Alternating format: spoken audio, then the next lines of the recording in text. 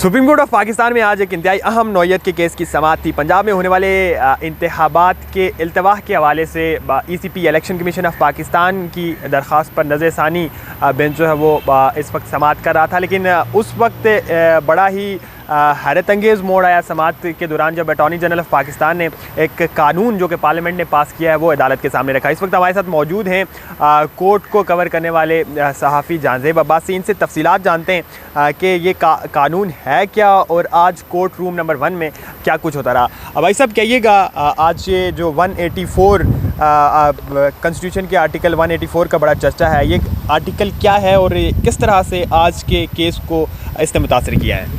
बहुत शुक्रिया। देखें, आर्टिकल 184(3 हम इसको आम अल्फाज में अगर बयान करें तो ये असखुद नोटिस या सो मोटो कहलाता है।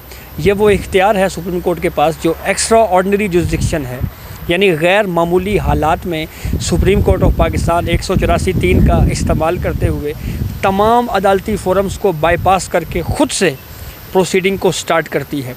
आर्टिकल 184(3 के ऊपर बड़े सवालात उठाए जाते रहे।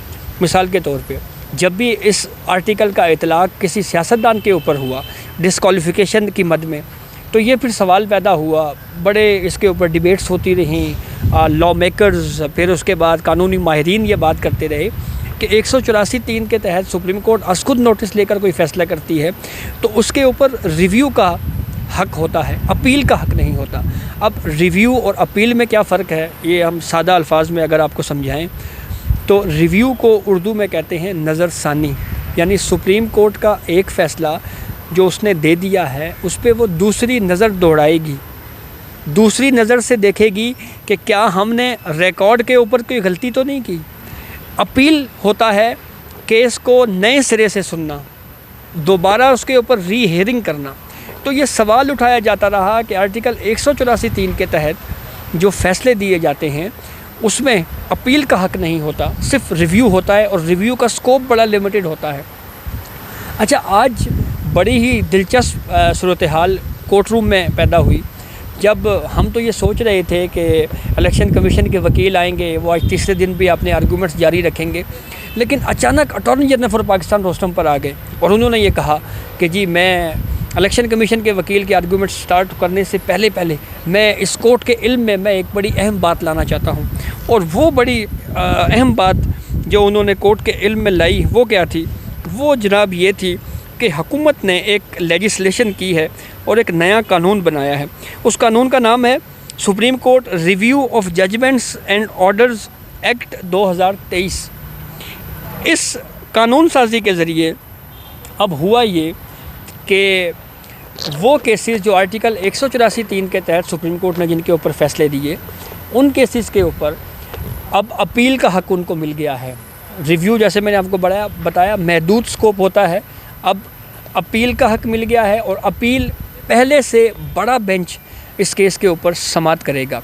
और फिर उसके बाद इस कानून साजी में ये भी कहा गया है कि वो लोग जो 184(3 के तहत इससे मुतासर हुए, माजी में भी जो मुतासिर होते रहे, उनका इतलाक़ भी इस कानून के तहत होगा, यानी वो भी इस कानून से फ़ायदा उठा सकते हैं। तो यानी इसका मतलब हुआ कि साबिक़ वज़ीर आज़म नवाज शरीफ, जहांगीर तरीन और दीगर जितने भी लोग इस 184(3 के आर्टिकल के तहत जो है जितने भी मुतासरा लोग हैं वो अपील करके दोबारा अपने केसेस की समाअत नए सिरे से शुरू करवा सकते हैं। देखिए, मेरे ख़्याल में तो शायद ये दो ही मिसालें मौजूद हैं, क्योंकि इसकी वजह यह है कि जब नवाज शरीफ को डिस्क्वालीफाई किया गया 62(1)(f) के तहत आर्टिकल 184(3 के तहत कि जी ये सादिक और अमीन नहीं है, तो इसके ऊपर फिर ये बहस उठी कि जो शख्स जो रुकन पार्लियामेंटेरियन 62(1)(f) के तहत डिस्क्वालीफाई होगा उसकी डिस्क्वालिफिकेशन की मियाद क्या होगी।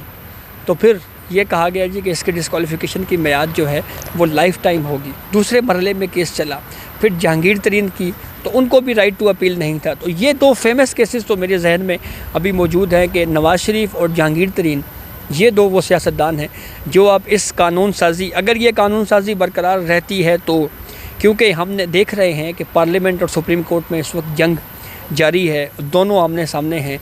एक लॉ मेकिंग होती है, अभी लॉ मेकिंग का प्रोसेस स्टार्ट हो रहा होता है, जैसे आपने चीफ जस्टिस ऑफ पाकिस्तान के इख्तियारात को रेगुलेट करने का मामला देखा, अभी वो कानून बनने के मराहिल में था, फौरी तौर के ऊपर पटिशन आई और उसके ऊपर स्टे भी हो गया। तो अब की बार बहरहाल थोड़ा सा कॉन्फिडेंशियल रखा गया इसको। और इस कानून को ये भी चांसेस मौजूद हैं कि दोबारा इसी कोर्ट में चैलेंज किया जा सकता है। देखिए, अब कानून बन गया है और सदर मुमलिकत की जानिब से उस पर साइन भी कर दिए गए हैं। तो अब मेरा नहीं ख्याल ये काफ़ी मुश्किल होगा कोर्ट के लिए इस लॉ को छेड़ना या इसको दोबारा तब्दील करना। क्या इससे कबल जैसे कि कोर्ट की एक हिस्ट्री रही है कि मुख्तलिफ़ कवानीन जो कि जजेस को पसंद नहीं आते या कोर्ट बताते ख़ुद अपने लिए पसंद नहीं करती, उन्हें यहाँ पे बाद सहाफ़ियों के ज़रिए या मुख्तलिफ़ आम शहरियों के ज़रिए उन्हें चैलेंज करवाया जाता रहा है। इस तरह के अमल को दोबारा दोहराया जा सकता है? देखिए, मसला किसी की पसंद और नापसंद का नहीं है। असल इस वक्त जो लड़ाई चल रही है वो ये चल रही है कि सुपरमेसी किसकी है, यानी जो सालमियत आप उसे कह लें या कौन सा इदारा जो है वो ज़्यादा सुपीरियर है, उसकी बालादस्ती किसकी है। पूरी दुनिया में ये असूल है कि जो कानून बनाने वाले होते हैं ना, सुपीरियर वो होते हैं, यानी बालादस्ती उनकी होती है, जैसे पार्लियामेंट है। लेकिन यहाँ पर हर दौर में हमने देखा, मिसाल के तौर पर साबिक चीफ जस्टिस थे इफ्तिखार मोहम्मद चौधरी, उनके दौर में वो कहते रहे जी बालादस्ती हमारी है। फिर कहीं जुडिशल रिस्ट्रेन का मुजाहरा किया गया और ये कहा गया कि नहीं जी बालादस्ती पार्लियामेंट की। तो ये शिफ्टिंग चलती रहती है। भाई साहब, शॉर्टली हमें बताइएगा कि अभी क्या कोई ऐसा रास्ता बाकी बचा है कि इस कानून को चैलेंज किया जा सके, या एक मतलब फिर से चीफ जस्टिस या सुप्रीम कोर्ट इसे ख़त्म करके कहीं नए सिरे से दोबारा अपने रास्ता बनाए? देखिए, कानून तो चैलेंज हो सकता है और वो किसी भी वक्त हो सकता है, इसमें तो कोई वो नहीं है। लेकिन फिर उसके बाद फिर डिबेट चल पड़ेगी, फिर जो है वो तौहीन पार्लियामेंट का एक और कानून, फिर वो चीज़ें। अल्टीमेटली मुख्तसरन ये है कि ये एक लड़ाई है बिटवीन जुडिशरी एंड पार्लियामेंट। अच्छा भाई साहब, कहिएगा इसके बाद आगे फर्दर क्या होगा? अगर अपील के लिए कोई मुतासरा फ्रीक आता है तो उसके लिए नए सिरे से बेंच तश्कील दिया जाएगा? क्या प्रोसीडिंग? देखें, पहले तो जो ये पंजाब का केस है, इसमें इस लॉ के तहत तो फिर अब लार्जर बेंच बना देना चाहिए। लेकिन क्या सुप्रीम कोर्ट लार्जर बेंच बनाएगी, ये एक सवाल अपनी जगह के ऊपर मौजूद है, क्योंकि बेंच की कंपोजिशन का जो इख्तियार है वो तो अभी चीफ जस्टिस ऑफ पाकिस्तान साहब के पास है। और आज की जो बॉडी लैंग्वेज थी चीफ जस्टिस ऑफ पाकिस्तान को, जब ये बताया गया कि अटॉर्नी जनरल की तरफ से कि नया लॉ बन गया है, तो वो ज़रा थोड़ा हैरत में थे, यानी उनको बड़ा सरप्राइज़ मिला है, उनको पता ही नहीं था कि ये हो गया है। और उससे भी ज़्यादा सरप्राइज़ मेरे लिए बतौर सहाफ़ी ये है कि सदर मुमलिकत ने उस लॉ के ऊपर साइन कर दिए हैं। अच्छा, ये ख़बर क्यों है कि सदर ने साइन कर दिए? इसकी वजह ये है कि हम देख रहे हैं कि जब इमरान खान के ख़िलाफ़ अदम एतमाद की तहरीक कामयाब हुई तो उसके बाद जितनी भी कानून साजी हुई है, हमने शायद, मुझे नहीं याद पड़ता कोई एक लॉ ऐसा हो जिस पे प्रेसिडेंट ने साइन कर दिए हों। हर कानून हुकूमत ने पार्लियामेंट से मंजूर हुआ, भेजा गया, उन्होंने वापस भेजा, फिर वो फ्लक्स टाइम हुआ, फिर उसके बाद जॉइंट सेशन में उसको मंजूर करवाना पड़ा, कुछ रिकमेंडेशंस दी गई। तो ये पहली मरतबा हम ये देख रहे हैं कि सदर मुमलिकत ने भी साइन के इस लॉ के ऊपर साइन किए हैं। तो क्या है, जिस तासर को बहुत ज़्यादा तक़वियत मिल रही है कि सदर मुमलिकत भी कहीं ना कहीं इमरान खान के मामलात को लेकर कंप्रोमाइज़ कर चुके हैं, और शायद चीफ जस्टिस के लिए भी ये कहीं ना कहीं पैगाम है कि you also have to compromise on Imran Khan. क्या दुरुस्त है? नहीं, देखिए, ये मेरी डोमेन नहीं है, क्योंकि मैं कोर्ट कवर करता हूँ, मुझे पॉलिटिक्स में इन चीज़ों की समझ नहीं है। लेकिन एक चीज़ बड़ी ही तयशुदा है और क्लियर है, कहीं ना कहीं किसी को रुकना पड़ेगा। ठीक है, आपको इस बात को तस्लीम करना पड़ेगा कि अल्टीमेटली जो मदर ऑफ ऑल लॉज होती है ना, वो हमारी ये पार्लियामेंट ही है और यही बालादस्त है। और ये लड़ाइयाँ जो हैं वो किसी को फ़ायदा नहीं देती। देखें, यहाँ पे इस मुल्क में बड़ी ही अजीब सूरत हाल है। हमारी जुडिशरी इमरान खान को तो कहते हैं कि जी आप मुज़ाकरात करें, लेकिन जो जुडिशरी के अपने अंदर तकसीम है उसको ख़त्म करने के लिए कभी टेबल टॉक की या गुफ्तगू की बात नहीं की गई।